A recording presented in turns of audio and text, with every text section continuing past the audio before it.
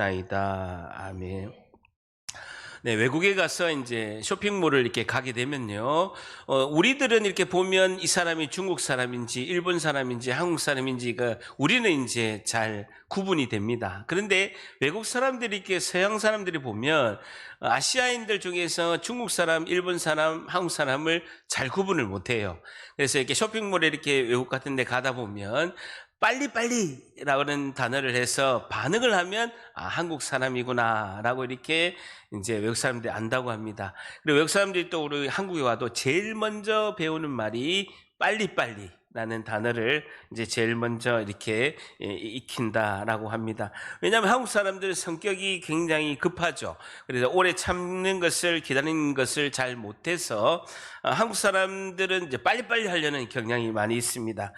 제가 이제 건축을 전공했기 때문에 건축과 토목 현장에도 보게 되면 보통 중동에 가게 되면 이제 사우디나 이란, 이라크 이런 지역에서는 날씨가 굉장히 덥습니다. 낮 기온이 45도, 50도가 되기 때문에 무조건 2시에서 5시에는 오침을 합니다. 무조건 잠을 잡니다. 그건 현장에 근로자만 하는 게 아니고 전 국민이 그 시간에 움직이지 않고 건물에 들어가서 잠을 자게 되어 있습니다. 그것이 이제 그들의 생활의 패턴이죠. 그럼에도 불구하고 한국 사람들이 이제 리비아나 아니면 이제 이란, 이라크, 사우디 공사를 할 때 3교대를 한 거예요. 그 시간도 쉬지 않고 저녁에도 늦게 시원하다고 해서 이렇게 계속해서 3교대를 해서 공사 기간을 세계에서 가장 빠르게 마친 민족이 이제 우리 민족입니다.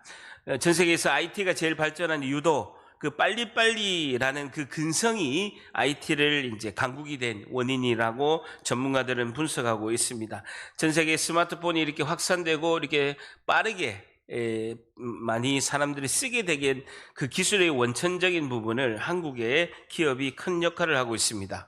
마찬가지로 우리의 신앙도 우리는 우리 그 한국 사람의 패턴을 그대로 가져서 빨리빨리 하면서 달려가고 싶습니다. 기도도 오늘 하면 저녁에 응답받아야 되고 적어도 내가 소망하고 기도하는 것들이 적어도 오늘 내일 안에 반드시 내 뜻대로, 내 생각대로, 내 기도대로 이루어졌으면 하는 것이 우리의 바람이고 우리가 그렇게 또 기도합니다. 근데 하나님께서는요, 하나님의 방법과 하나님의 때가 있다는 것이죠. 하나님의 속도가 있는 거예요. 하나님께서는 때로는 우리보다 더 빨리 다닐 수도 있으시고 때로는 어떤 때는요 너무 느리신 경우가 있어요. 너무 느리시고 때로는요 스톱하는 경우도 있어요. 딱 정지해서 멈추시는 걸 볼 수가 있습니다. 나는 애간장이 녹는데, 나는 너무 바빠 죽겠는데, 나는 진짜 숨 막힐 정도로 지금 애간장이 타 들어가는데 하나님은 스톱하고 계시는 거예요. 멈추고 계신 경우가 너무나 많다는 것입니다. 그때는 우리가 속이 타는 것이죠. 하나님, 내 기도를 듣긴 하십니까? 하나님, 살아는 계십니까? 하나님, 내 이 애간장이 녹는 이 마음을 알고 계십니까? 라고 기도하는 경우가 많이 있습니다. 하나님이 그렇게 하신 이유는 단 한 가지입니다. 하나님의 뜻이 있으신 거예요. 하나님의 방법이 있으신 것이고 하나님께서 우리를 향해서 원하시는 것이 있으시다라는 거예요. 하나님은 우리를 통해서 하실 일이 있으시고 하나님의 방법과 하나님의 뜻과 하나님의 패턴대로 하려고 하나님은 하시고요, 하나님은 우리를 통해서 원하시는 것이 있으시다라는 것이죠. 오늘 여호수아 5장을 통해서 오늘 질문은요, 하나님은 성도에게 무엇을 원하실까요?에 대한 교훈을 얻고자 합니다. 하나님은 성도에게 무엇을 원하실까요?에 대한 교훈을 얻고자 합니다. 하나님은 성도에게 무엇을 원하실까요?에 대한 교훈을 얻고자 합니다. 5장 1절 같이 한번 읽습니다. 시작. 요단 서쪽 아모리 사람의 모든 왕들과 해변의 가나안 사람의 모든 왕들이 여호와께서 요단물을 이스라엘 자손들 앞에서 말리시고 우리를 건너게 하셨음을 듣고 마음이 녹았고 이스라엘 자손들 때문에 정신을 잃었더라라는 겁니다. 줄 쳐보세요. 여호와께서 요단물을 이스라엘 자손 앞에서 말리시고 바짝 마르게 하시고 우리를 건너게 하셨음을 한번 줄 쳐보세요. 하나님께서 이스라엘 백성이 그때 요단강이 범람하고 우기철이라서 엄청나게 물이 많이 찼을 때였습니다. 그런데 이스라엘 제사장이 언약궤를 메고 요단강을 딱 들어갈 때 요단강이 쫙 갈라지는 것입니다. 그걸 다 가나안 민족들이, 이스라엘 백성들이 가나안 땅으로 들어오는 것을 다 보고 있었다라는 것이죠. 그리고 그들이 200만 명이 강을 다 건너고 난 후에, 마른 땅이 되어서 요단강을 다 건너간 후에 다시 강이 범람하는 것을 다 지켜보고 있었다라는 것입니다. 그러면서 그들이 요단강 중심에다가 기념비를 세우고, 그들이 요단강을 건너자마자 12개의 돌을 가지고 기념비를 세우는 것도 다 보게 됩니다. 그래서 나의 한계를 넘어서고 자녀에게 신앙을 넘겨주는 그런 기념비를 세운 것을 다 보고 있었죠. 그러면서 줄 쳐보세요. 듣고 마음이 녹았고, 녹았고 또 뭐냐면 쳐보세요. 히브리어로 마사스라는 단어인데 분해되다라는 것입니다. 설탕이 물에 용해되고 분해되다라는 뜻이죠. 흐물흐물한 상태로 정신을 잃었더라라고 이렇게 말씀하고 있습니다. 일거수일투족을 다 보고 있고, 이스라엘 백성이 어떻게 하는 것을, 하나님의 역사하심을 다 알게 되고 보고 있고, 그들은 이것에 대해서 너무나 두려워하고 있었다라는 것입니다. 기절한 상태가 되었다라는 것입니다. 자, 그러세요? 잘 보세요. 그런데 이스라엘 백성은 가나안 족속들이 이렇게 기절할 정도로, 정신을 잃을 정도로, 두려울 정도로 이렇게 하는 것을 이스라엘 백성들은 몰라요. 모르고 있다고요. 자신들은 하나님이 기적을 행하셔서 요단강을 다, 강을 쫙 가르셔가지고 이제 건너가고 그렇게 있었지만, 이들이 얼마나 두려워하고 있는가, 가나안 민족들이 이스라엘 백성들을 보고 얼마나 두려워하고 있는가를 전혀 모르고 있다는 것입니다. 마찬가지로 세상 사람들은요, 우리를 보고 있다는 것입니다. 세상 사람들은, 가장 세상 사람들이 두려워하는 것은요, 우리를 통해서 하나님의 능력과 우리의 기도의 그런 모든 응답하심, 그리고 기도의 능력, 기적들을 나타나는 것을 보면서 두려워하고 있다는 것입니다. 세상 사람들은 겉으로 무심한 척하지만 예수 믿는 우리에게 관심이 너무나 많이 있다는 것이죠. 그걸 우리가 알아야 됩니다. 세상 사람들은 하나님의 백성들이 말씀의 은혜를 받고 성령의 능력과 기도로 하나님이 살아계심을 증거하는 것을 가장 두려워하고 있다는 것입니다. 자, 이런 상황에서 하나님이 상식적으로 도저히 이해가 안 되는 명령을 내리십니다. 5장 2절 같이 있습니다. 시작. 그때 여호와께서 여호수아에게 너는 부싯돌로 칼을 만들어 이스라엘 자손들에게 다시 할례를 행하라. 너는 부싯돌로 칼을 만들어 줄쳐보시고 이스라엘 자손에게 다시 할례를 행하라 하시매라는 것입니다. 할례 동그라미 쳐보세요. 그 부싯돌로 남자 칼을 만들어 가지고 남자의 생식기의 표피를 자르라 라고 하고 있습니다. 메모하시겠습니까? 창세기 17장 10절에는 하나님께서 아브라함에게 이렇게 명령하십니다. 남자는 다 할례를 받으라. 이것이 너와 나의 너희 후손들에게 지킬 내 언약이니라. 너희는 그 남자 생식기의 표피를 베어라. 이것이 나와 너희 사이의 언약의 표징이다 라고 말씀하고 있습니다. 할례를 행하는 이유는 딱 하나밖에 없습니다. 남자들이 화장실을 하루에 몇 번 가더라도 갈 때마다 자신이 볼일을 보면서 반복적으로 확인하라는 것입니다. 뭘 확인하라는 것입니까? 나는 하나님의 백성이다. 생존의 모든 주관자는 나로 일하는 것이 아니라 하나님께 있다. 나는 하나님의 백성이다. 그러니까 오늘도 하나님의 뜻 가운데 살아야 된다. 바르게 살아야 된다라고 인식을 반복하게 하기 위해서 할례를 행하라는 것입니다. 여러분, 사람들은 인식을 반복하지 않으면요, 깨닫지 못합니다. 금방 잊어버리고 더군다나 은혜는 더 빨리 잊어버립니다. 깨닫지 못하는 것이죠. 그래서 할례의 목적은 하나님의 백성임을 깨닫게 하는 것, 자의식을 갖게 하는 목적이 있다라는 것입니다.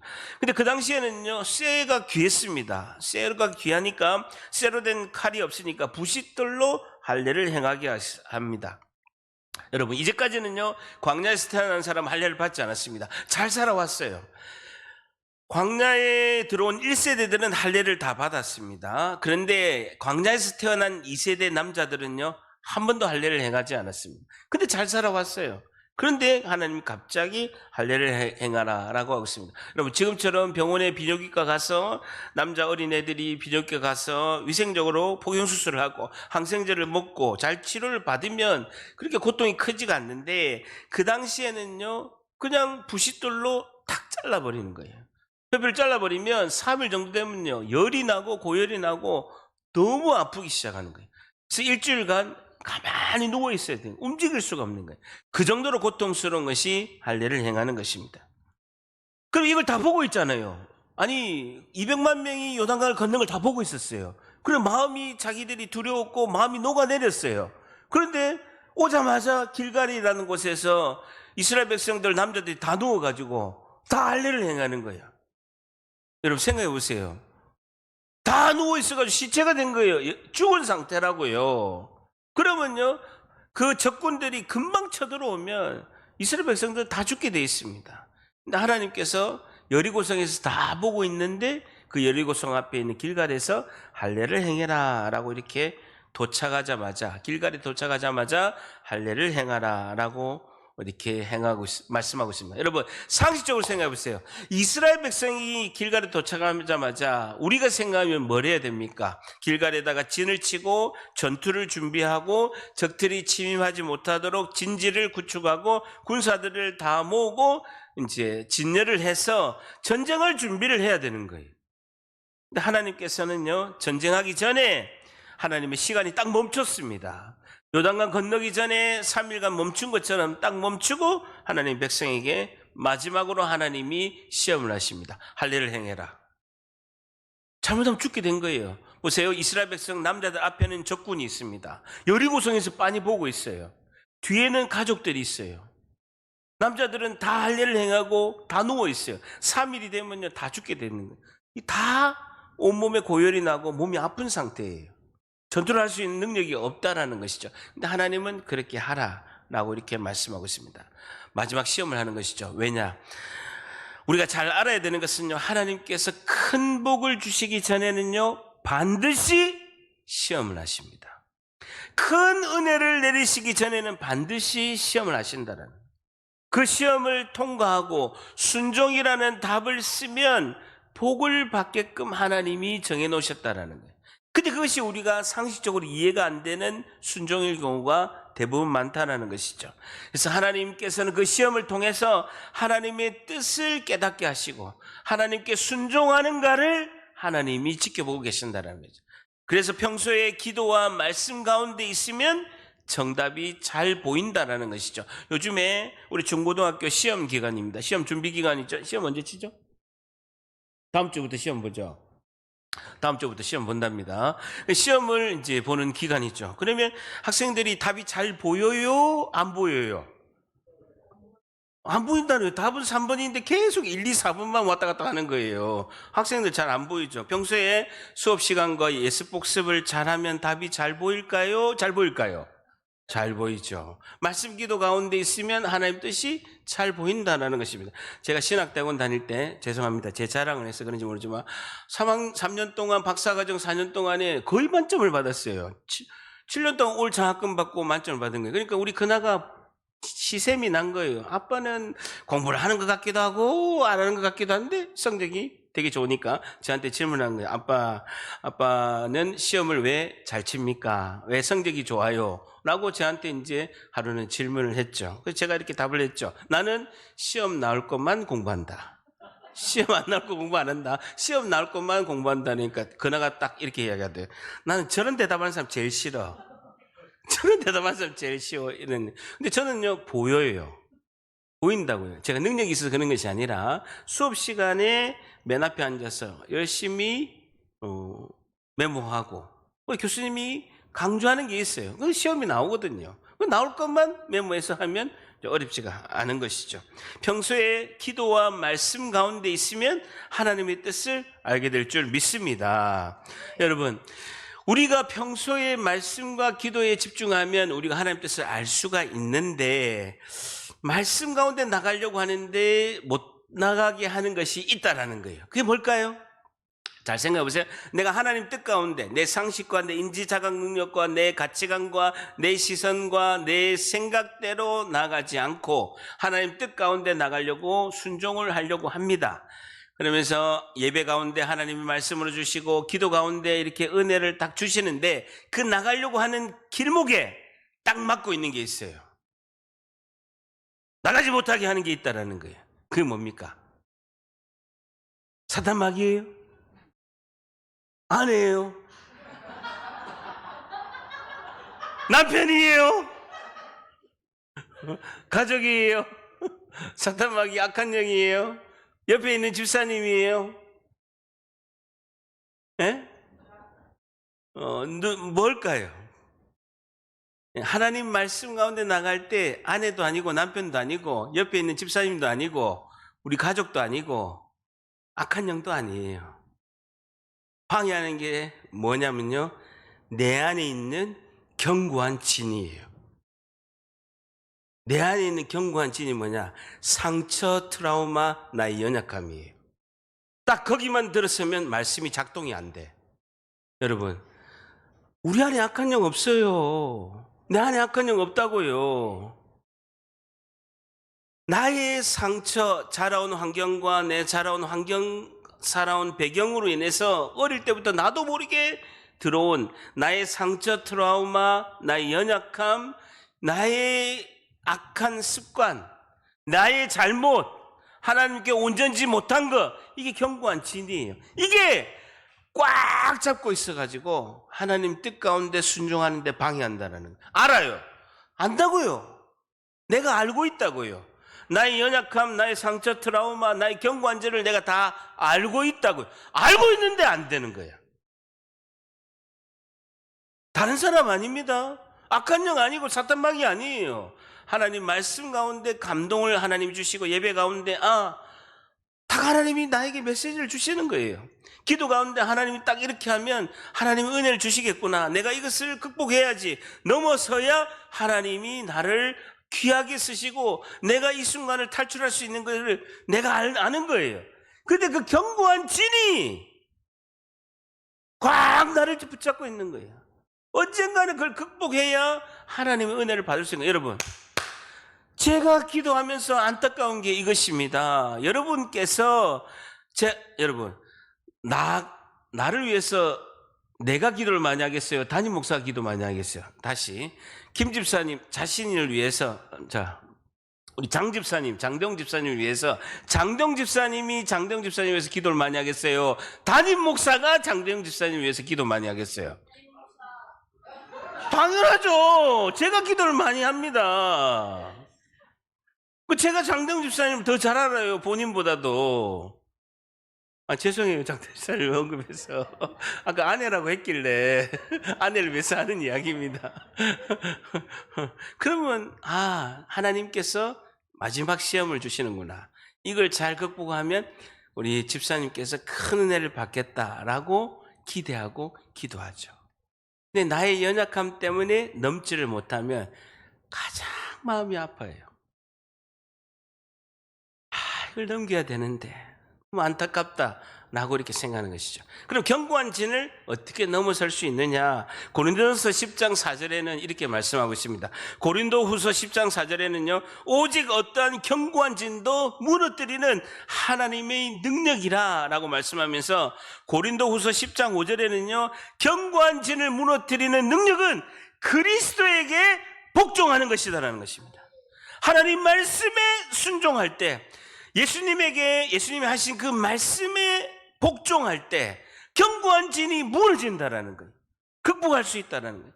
고린도후서 10장 6절에는 너희의 복종이 온전하게 될 때에 견고한 진이 무너진다라는 것입니다. 언젠가는 극복해야 되는 거예요. 그것을 무너뜨리는 것은요, 견고한 진을 무너뜨리는 건요, 악한 영을 내쫓는 게 아니에요. 귀신을 내쫓는 게 아니에요. 목사님이 기도해 주는 게 아니에요. 하나님 말씀에 복종하고 순종할 때 견고한 진이 무너질 줄 믿습니다. 삶이 바뀌어야 되는 겁니다. 삶이 바뀌게 되는, 그러면 나의 견고한 진이 하나하나 무너지고 하나님 말씀에 순종하는 것이 너무나 쉬워진다라는 것이죠. 자, 어쨌든 남자들이 할례를 받고 다 지금 누워있는 상태고, 이 상태는 거의 시체와 같은 상황입니다. 하나님께서 하필 이 시점에 적군들이 다 보고 있고 전쟁이 나기 직전에 하나님께서 할례하신 뜻이 있다라는 것이죠. 하나님은 성도에게 무엇을 원하실까요? 첫 번째, 하나님께서는 진정한 순종을 원하십니다. 하나님께서는 진정한 순종을 원하십니다. 하나님은 성도에게 무엇을 원하실까요? 하나님께서는 진정한 순종을 원하십니다. 라는 것입니다. 하나님께서는 진정한 순종을 원하십니다. 하나님께서 순종을 통해서 하나님 백성을 구별하기 위해서, 하나님 나라의 귀한 주인공으로 사용하기 위해서입니다. 여러분, 지금 적군들이 눈에 보이고 있고 적군들이 다 보는 앞에서 할례를 행하는 것은 바보들이나 하는 행동과 똑같습니다. 하나님께서는 이스라엘 백성에게 이렇게 묻고 있습니다. 너희들은 내가 바보가 되라면 나를 믿고 바보가 될 수 있겠느냐라고 하나님이 묻고 계신 것이죠. 아무리 바보 같은 일을 시켜도 지혜로우신 하나님을 전적으로 100% 너희들이 순종하고 의지하겠느냐라고 묻고 계신 겁니다. 이사야서 55장 8절에 이렇게 말씀하고 있습니다. 이는 내 생각이 너희 생각과 다르다라는 겁니다. 하나님의 생각은 우리의 생각과 다르다라고 말씀하고 있습니다. 그러면서 이사야 55장 9절에는 내 길은 너희 길보다 높으며 내 생각은 너희 생각보다 높음이다라고 말씀하고 있습니다. 당장 우리가 이해가 되지 않더라도 하나님 생각은 우리의 생각과 다르고 하나님의 길은 우리 길보다 높다라는 것입니다. 여러분, 저도요, 몇 년간 열심히 이제 공부를 했습니다. 나는 해외에 나가서 큰 해외 현장에서 일을 하고 싶다. 왜냐면요, 수많은 건축 전공한 이제 대한민국 최고의 엘리트들이 있더라도 0.1%도 해외 현장에 나갈 수가 없습니다. 왜냐면요, 영어도 잘해야 되고 해외 그 공사 현장의 업무는 완전히 다른 겁니다. 그래서 제가 3년 동안요, 정말 열심히 공부했습니다. 영어 공부도 하고 해외 업무도 열심히 이제 공부하고, 그래서 해외 현장에 나갈 준비를 3년 내내 열심히 했어요. 정말 열심히 했습니다. 그래서 100대 1을 뚫고 이제 지금 두바이 현장에서 굉장히 큰 공사 현장에 제가 합격을 한 거예요. 연봉이 2억 4천만 원 연봉에 집을 다 제공하고 가족들이 다 살게 하고 최고의 합격을 한 겁니다. 3년 동안 열심히 노력한 결과가 있었죠. 합격하고 출국하기 일주일 전에 하나님께서 가지 말라는 거예요. 여러분, 생각해 보세요. 3년을 내가 노력했는데 생각해 보십시오. 연봉이 2억 4천에 가족들 다 같이, 우리 두바이에 있는 한인교회도 다 알아봤는데 가족들이 다 같이 갔어. 여러분, 3년 하고 나면요, 2007년도 했습니다. 3년 하고 나면 제가 6억 이상을 벌어요. 아파트 2채를 살 수 있어요. 여러분, 그 당시에 서울에 있는 지금 14억 하는 아파트가 2억 5천밖에 안 했어요. 제가 2-3채를 살 수 있는 돈을 돈 쓸 일도 없어요. 한 번 3년 갔다 오고 나면요, 벌 수 있었습니다. 하나님 가지 말라는 거예요. 한 달에 230만 원 주는 CTS 가라. 제가 첫 열매를 드렸는데 한 달 반을 월급을 받았는데 280만 원 받았더라고요. 어이가 없어가지고. 가라라는 거예요. 순종하기 힘들었습니다. 너무너무 힘들었습니다. 하나님께 따졌습니다. 하나님, 내가 3년 동안 준비할 때 사인을 주시든지, 내가 이렇게 고생하고 시험까지 다 합격해서 했는데 왜 가게 하십니까? 라고 할 때 제 아내가 결정적으로 역할을 했습니다. 한 번은 우리 가족 사진을 이제 딱 액자를 닦으면서, 먼지가 껴서 액자를 닦으면서 제 아내가 울었습니다. 하나님께서 오늘까지 인도하신 것도 다 하나님의 은혜인데 우리가 순종합시다. 하나님 뜻이 있겠죠 라고 했습니다. 여러분, 하나님 길로 가는데 가장 방해하지 않는 사람이 아내인 줄 믿습니다. 아내가 방해하지 않아요. 가장 그 길로 인도한 줄 믿습니다. 절대랍니다. 아내 말을 잘 들으면 하나님이 복 주신다. 아내 말을 잘 들어야 돼요. 아내 말을 잘 들어야 됩니다. 시대에서 가서 열심히 일했습니다. 사장님보다도 월급을 더 많이 받았습니다. 연봉이 제일 많이 받았습니다. 안정적이었습니다. 근데 하나님께서 그만두라. 풀타임 사역자로, 목사로 사역을 해라 라는 거예요. 부산에 가라라는 또 사인도 주셨습니다. 제가 집도 다 팔고 부산에 안 가려고 했거든요. 근데 부산에 가서 사역하고 오늘 포항까지 하나님의 전적인 인도함이신 줄 믿습니다. 하나님의 인도하심이에요. 그때그때 순종해 보면요, 지나고 나면 하나님이 하셨구나라는 것을 우리가 깨닫게 되는 것입니다. 여러분, 하나님은 우리에게 진정한 순종을 요구하십니다. 3절 보세요. 여호수아가 부싯돌로 칼을 만들어 할례산에서 이스라엘 자손들에게 전부 남자들에게 할례를 행하니라 라는 것입니다.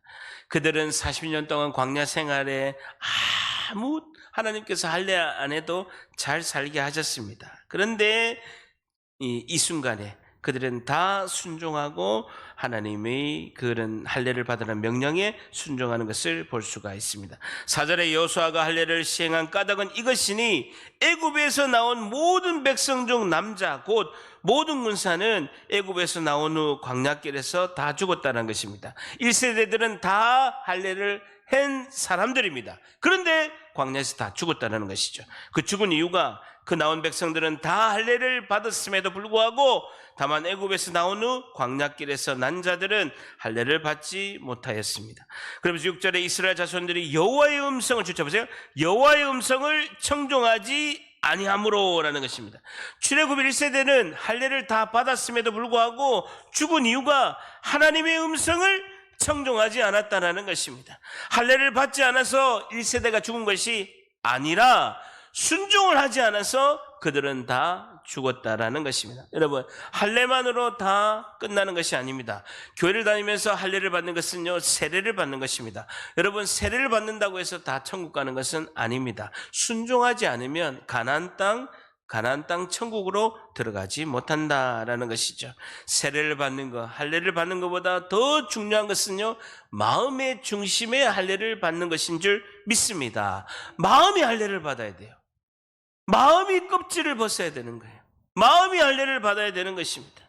굳은 마음이 할례를 받고 진정으로 하나님께 순종하면 우리가 하나님의 귀한 백성이 되는 줄 믿습니다. 예레미야 9장 26절에는 이렇게 말씀하고 있습니다. 이스라엘 백성들은 마음의 할례를 받지 못하였느니라 라고 말씀하고 있습니다.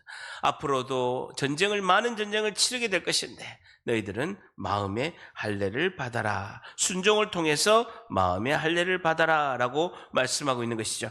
5장 7절 봅니다. 그들의 대가 있게 하신 이 자손에게 여호수아가 할례를 행하였으니 길에서는 그들에게 할례를 행하지 못하였으므로 할례 없는 자가 되었습니다. 또 그 백성에게 할례 행하기를 마침에 백성이 진중 각 처소에 머물며 낫기를 기다릴 때 3일에서 7일 동안은요 꼼짝없이 누워 있어야 되는 것입니다.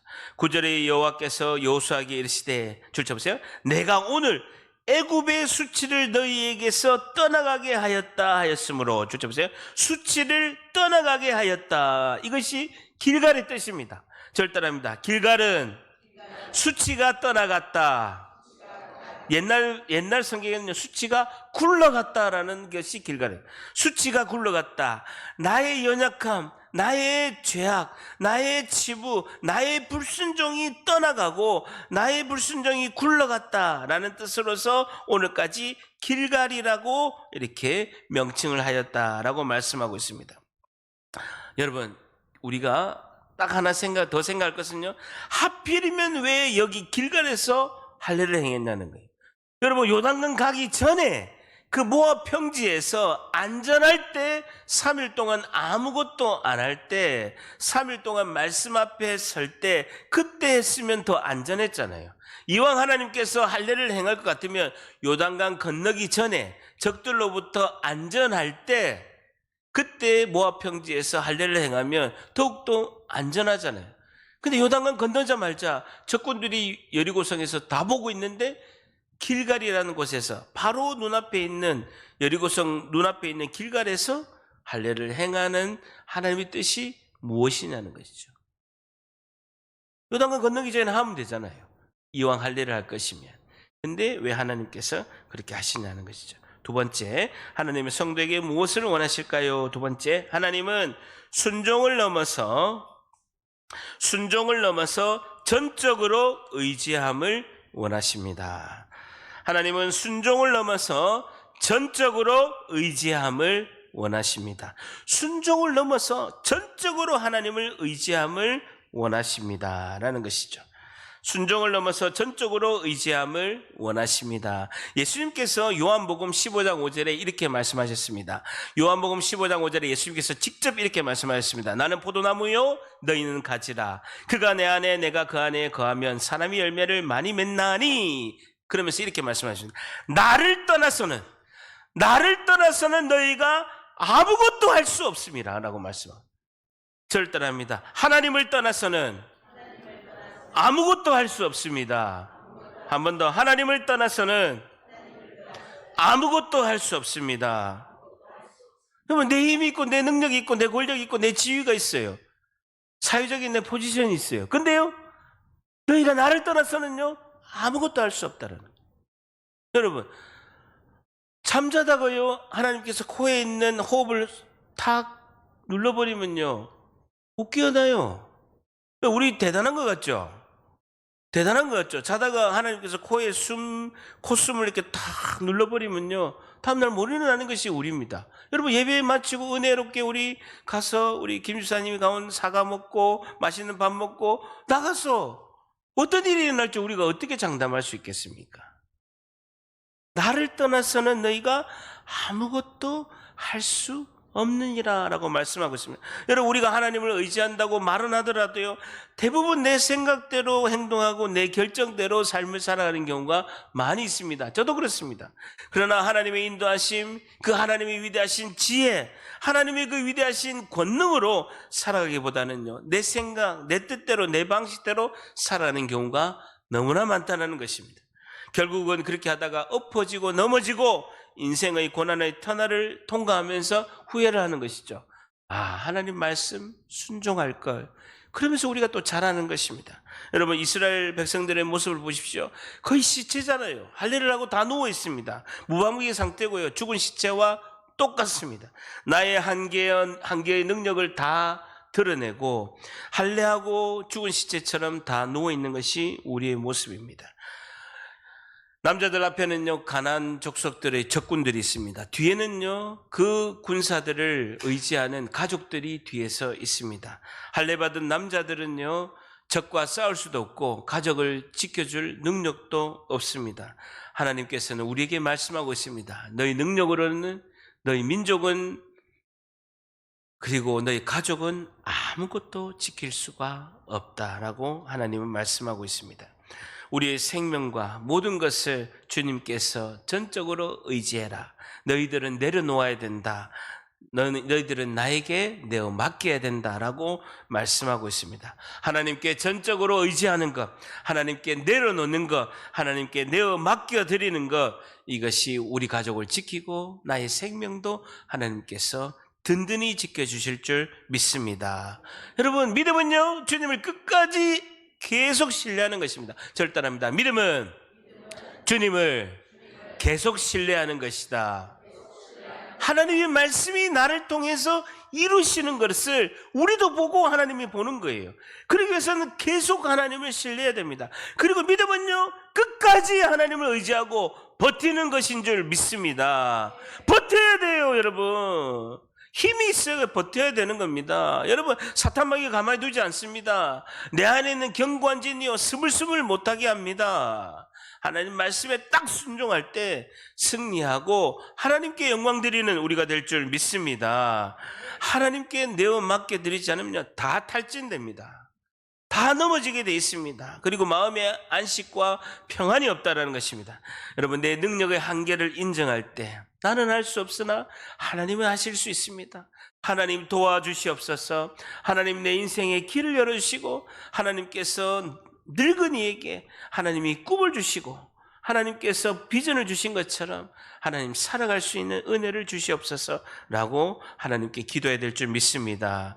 여러분, 하나님이 일하시도록 순종하는 것, 복종하는 것, 전적으로 의지하는 것, 내어드리는 것, 내려놓는 것이 우리가 하나님께 영광 드리는 것인 줄 믿습니다. 다 같이 저를 따릅니다. 하나님을 온전히 의지합시다. 온전하다라는 것은요, 야생마를 길들이신다라는 것입니다. 우리는 다 야생마예요. 각기 제 길로 가려고 하는 야생마라고요. 근데 하나님이 우리를 길들이신다라는 거예요. 온전하게 만드신다라는 거예요. 그럴 때 순종해야 되는 것입니다. 여러분, 가만히 놔두면요, 우리 다 한 가닥 하잖아요. 여러분, 젊었을 때 한 가닥 안 했습니까? 다 한 가닥 했어요. 여러분, 다 내 뜻대로 살려고 다 해봤어요. 그런데 내 뜻대로 되는 것이 있어요, 없어요? 없어요. 내가 계획을 다 잡아도 나의 발걸음을 인도하시는 분은 여호와 하나님이신 줄 믿습니다.